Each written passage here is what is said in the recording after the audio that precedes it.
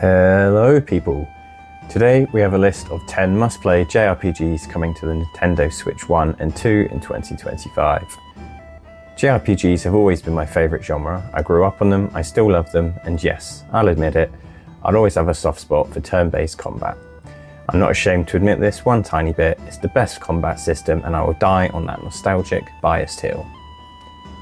So without further ado, let's get into 10 must-play JRPGs on the Nintendo Switch in 2025.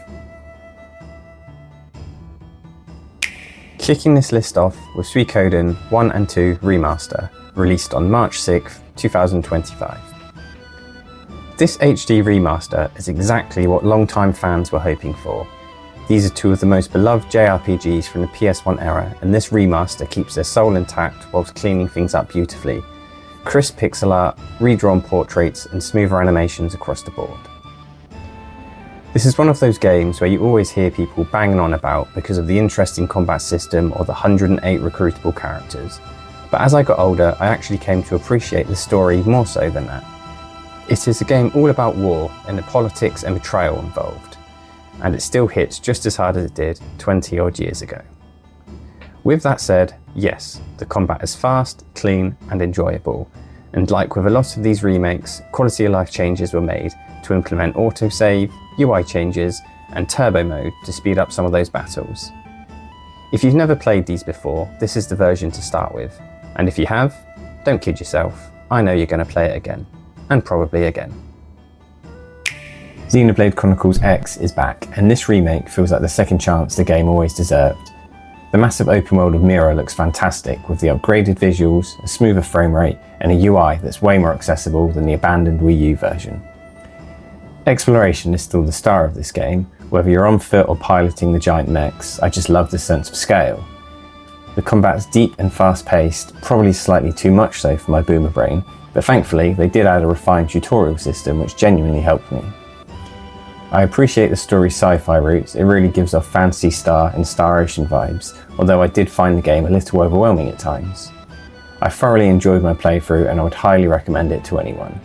If you missed it the first time round, now's the perfect time to jump in.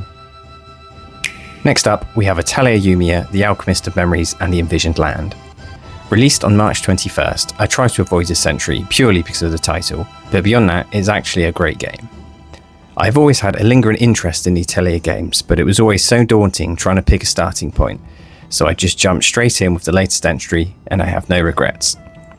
The gameplay loop is addictive, gathering, synthesizing, questing, and the combat was surprisingly tactical and often rewarded planning ahead, which I thoroughly appreciated.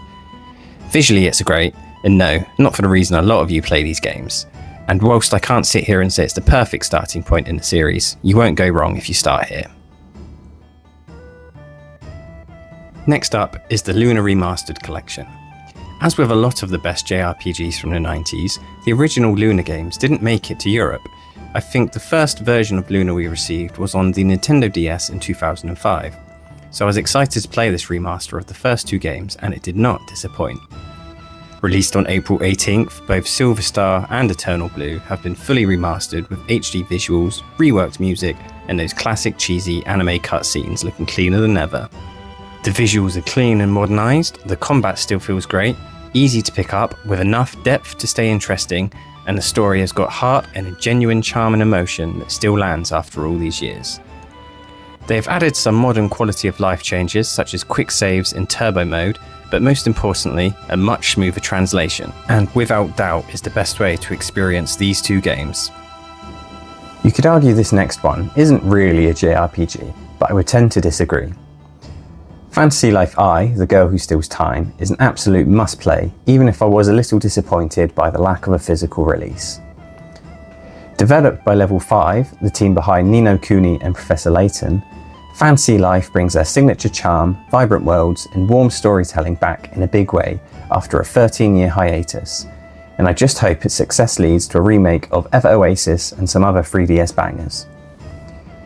If you're into cozy RPGs that blend life sim elements with adventure, some time travel goodness and simple combat, released on May 21st, this one's absolutely worth keeping on your radar.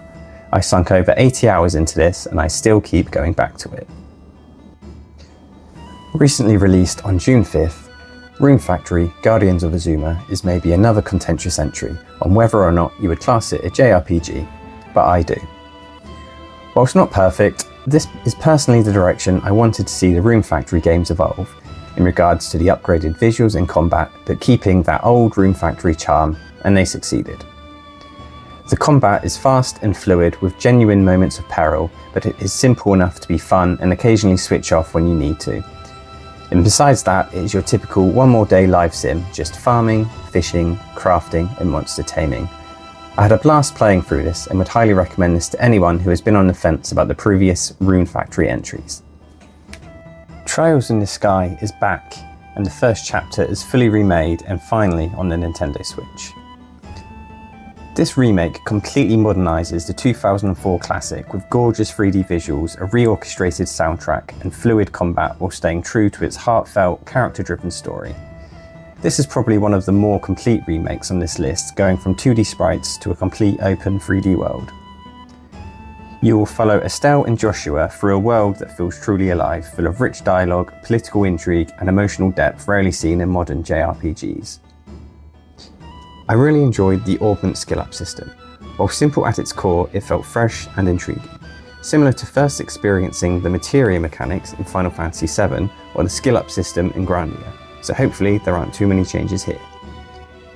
This is another one of those series where you just don't know where to start, even after reading up on the chronology, but given this is titled the first chapter, it's likely that we get the full trilogy, so you can't go wrong starting with this classic.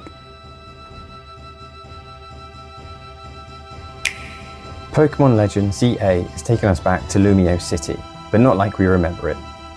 Set in a futuristic reimagining of the Kalos region, this game promises a blend of open world exploration, rich storytelling and urban evolution. Whilst we still don't know too much about it, it's being built entirely around a single city, and that has huge potential for depth and detail, hopefully. If you loved Legends Arceus and just wanted something bold and new from Pokemon, this one's definitely worth keeping an eye on, and let's be honest, we're all going to buy it. Recent releases have slowly soured the player base, with fans hoping for that modern 3D Pokemon game we all imagined. Whilst I don't think ZA is going to be that game, I am hopeful that with the new Switch 2 hardware and a longer development cycle that we will see some progress here. I'm not entirely sure how I feel about it all being based in one city, but I'm open to being surprised. This one releases on October 16th, 2025. Up next is Dragon Quest 1 and 2 Remake, releasing on October 30th, 2025. There is not much to say about this one besides buy it. Buy it now. The remake of Dragon Quest 3 blew me away. Even if people are bored of hearing about the whole HD 2D art style, I do not.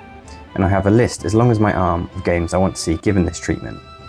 Golden Sun, anyone? Whilst all three entries play as standalone games, there is an interconnecting story about heroes of the past, and these remakes turn up the dial on every aspect, the visuals, the audio, and the mechanics, all updated, all improved. Once again, Dragon Quest was another series that was neglected in Europe, and it wasn't until the PlayStation 2 when we got our first glimpse of Dragon Quest 8, or potentially Dragon Warrior monsters on the Game Boy Color. Whilst both of these games are significantly shorter than the third entry, you're still going to get your money's worth. As I said, just buy it. The Final Fantasy Tactics remake is finally here, and it's bringing the legendary strategy RPG to a whole new generation. Originally released in 1997, this cult classic is known for its deep tactical combat, branching job system, and rich political story set in the world of Ivalice, and along with Tactics Ogre, launched a genre of games I have grown to love. This remake promises updated visuals, voice acting, and rebalanced gameplay while staying true to the game that defined the genre, giving you the option of playing the original release or the updated version with minor changes. Whilst you could argue that in regards to gameplay, many games have surpassed this classic, it will be great to go back to the roots of the genre. I absolutely love the Tactics Ogre remake and cannot wait for this. Whether you're a long-time fan or brand new to the series, this is one you won't want to miss when it releases on September 30th, 2025.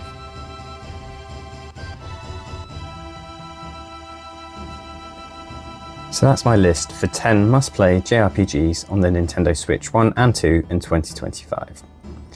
I appreciate a lot of these are remakes or remasters, but what can I say? I'm a simple man.